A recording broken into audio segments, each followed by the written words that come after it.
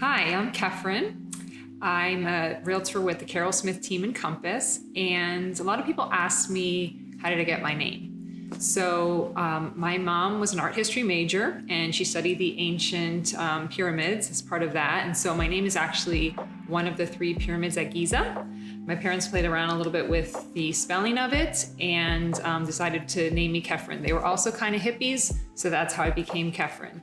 But I always think it's a great name to have for realtor because it's a hard one to remember, but then you'll never forget it. I started on the Carol Smith team about 4 years ago. I love real estate. I'm very analytical. I love delving into the details and the data and trying to come up with the story behind an offer or the story behind a price for a house. And that's what I really love to bring with my clients.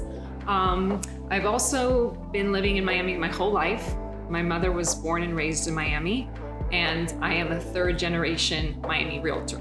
I live in Shenandoah. A lot of people in Miami will know the neighborhood of Shenandoah. It's a very central neighborhood between Coconut Grove, Coral Gables, and Brickell. So it's an amazing location to get to everywhere you want fast. So I love the area. It's also a very old neighborhood, has a lot of very cool historic homes.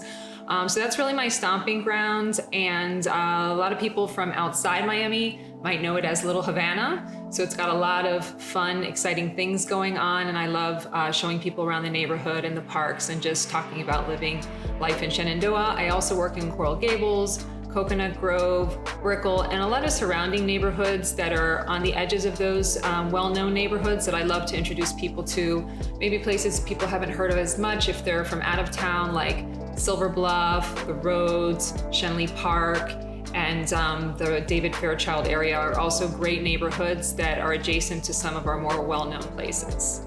So as I mentioned at one point that I have lived in Spain. I lived in Spain for 2 years. Even before I went to Spain, I had a love of flamenco art and flamenco dancing. So I took a lot of classes in Spain and I fell in love with the art of flamenco. And even to this day, even after having 2 kids and marriage and work-life balance, I still find time to fit in a flamenco class every week and just keep in touch with something I love so much.